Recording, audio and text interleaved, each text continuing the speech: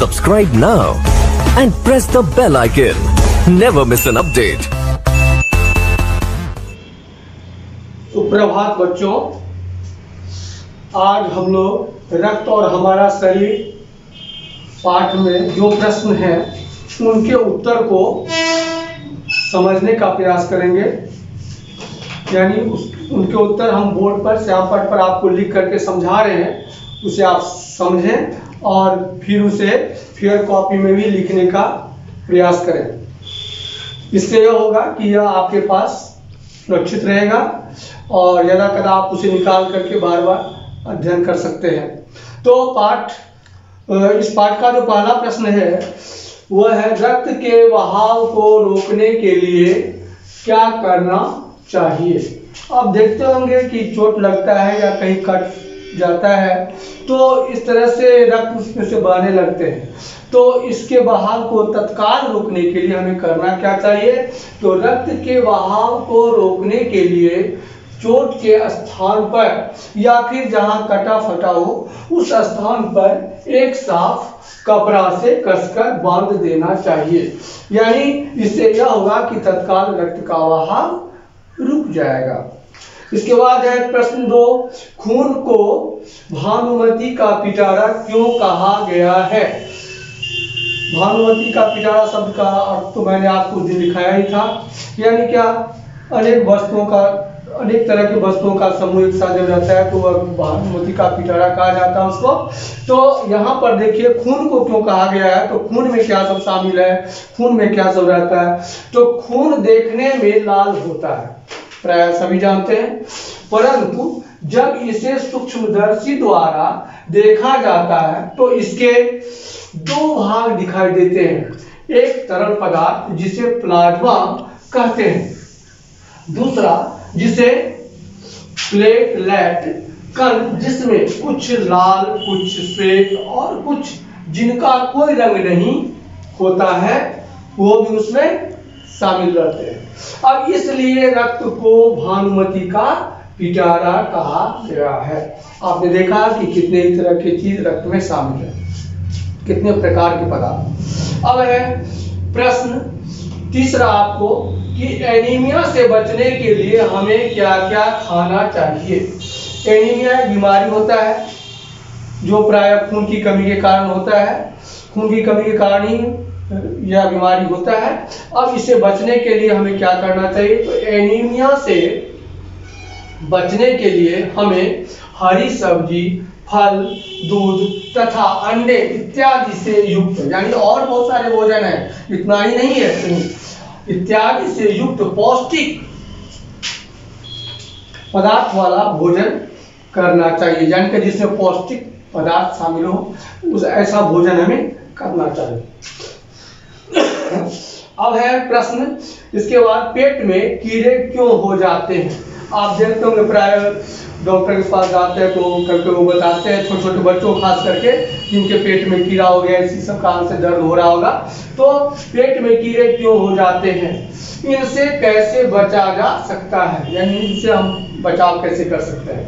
तो बच्चों यहाँ पर मैंने इसका उत्तर दिया है इस तरह से कि पेट में कीड़े दूषित जल पीने, यानी एक माध्यम क्या हुआ, पेट में कीड़े होने का, दूषित जल जब हम लोग लेते हैं तो उसके माध्यम से भी कीड़ा पेट के अंदर पहुंच सकता है। उसके बाद एवं खाद्य पदार्थ द्वारा होते हैं, यानी क्या, भोजन जो हम लोग करते हैं, कभी कभी आप देखते होंगे खुले स्थानों में रखे हुए भोजन को जिस पर मक्खी मच्छर सब बैठा रहता है, उस भोजन को हम खरीद करके कभी कभी हमें खाने की जरूरत पड़ जाती है, उसे हम लोग लेते हैं। तो इस तरह के खाद्य पदार्थ तो खास करके नहीं खाना चाहिए, क्योंकि यह कीड़े मकोड़ों को हमारे पेट तक पहुंचाने में बहुत बड़ा सहायक है। तो इस तरह से खाद्य पदार्थ के माध्यम से के द्वारा होते हैं। इनसे बचने के लिए खाना खाने से पहले हाथों को अच्छी तरह धोना चाहिए और शौच भी शौचालय में ही जाना चाहिए। अब देखिए, आप 2-3 बात मैंने इसमें वर्णन किया है, जैसे बहुत सारे लोग कहीं से आते हैं छोटे छोटे बच्चे, और उनको अगर नहीं सिखाइएगा हम और आपकी हाथ धो करके और तब खाना देंगे, तो वो क्या करते हैं, वैसे ही खाना खाने की चेष्टा करते हैं बिना हाथ धोए। इससे क्या होता है, तो हमारे हाथ पर जो बैठे हुए गंदगियां हैं उसकी सहायता से भी वह भोजन जैसे हम लोग मुंह में लिए उसके माध्यम से वो कीड़े पेट के अंदर पहुंच जाते हैं। इसके बाद हमें शौचालय का प्रयोग करने पर बल दिया है, क्यों कि शौच भी हमें शौचालय में जा करके ही करना चाहिए, ताकि खुले स्थानों में करने से भी त्वचा के माध्यम से हमारे शरीर में वह कीड़ा प्रवेश कर सकता है। तो शौच भी शौचालय में ही जाना चाहिए। और जब कभी शौचालय से हम लोग आते हैं तो हम लोग को चाहिए कि अच्छा से हाथ पैर मुंह कान इत्यादि धो लेना चाहिए, जो भी इत्यादि करते हैं, यानी हाथ पैर मुंह कान ये सभी जो है सो हमें खूब अच्छा से साफ कर लेना चाहिए। इस तरह से हम ये बचाव के तरीका आपको बताया कि इस तरह से हम कीड़े से बच सकते हैं। यहाँ पर प्रश्न 5, रक्त के श्वेत कणों को वीर सिपाही क्यों कहा गया है? तो इसका उत्तर मैंने दिया है, श्वेत कण रोगाणुओं से डटकर मुकाबला करते हैं। क्या करते हैं? वो डटकर मुकाबला करते हैं और उन्हें शरीर के अंदर प्रवेश नहीं करने देते हैं, इसलिए इन्हें वीर सिपाही कहा गया है। यानी क्या, श्वेत रक्तकण क्या करता है, तो वो बीमारी से लड़ता है, यानी वह किसी भी तरह के रोग पैदा करने वाले जो रोगाणु है उसको वह शरीर के अंदर प्रवेश नहीं करने, उसे रोक देता है, जिस कारण से श्वेतकण को वीर सिपाही की संज्ञा दी गई है। अब है प्रश्न 6, ब्लड बैंक में रक्तदान से क्या लाभ है? तो ब्लड बैंक में रक्तदान से निम्न लाभ है।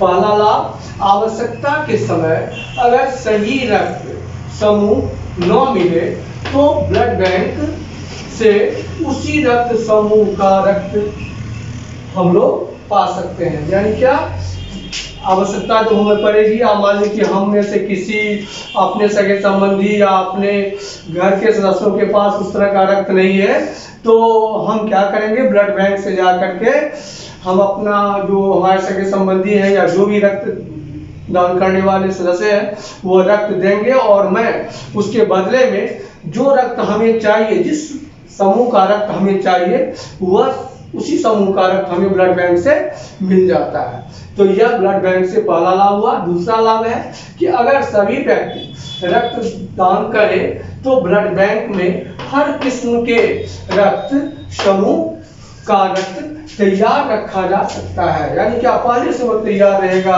रक्त कि जब आपको ऐसी स्थिति आएगी कि आपको रक्त चाहिए तो उस तरह के रक्त आपको उपलब्ध आसानी से हो जाएंगे, और ज्यादा आपको इसके लिए किसी तरह का मशक्कत नहीं करना पड़ेगा। अब है उसके बाद प्रश्न 7, सांस लेने पर साफ हवा में जो ऑक्सीजन प्राप्त होती है उसे शरीर के प्रत्येक हिस्से में कौन पहुंचाता है? यानी किसकी जिम्मेवारी है, हम लोग जो सांस लेते हैं उस हवा को शरीर के माने प्रत्येक हिस्से में पहुंचाने की जिम्मेवारी किनकी है?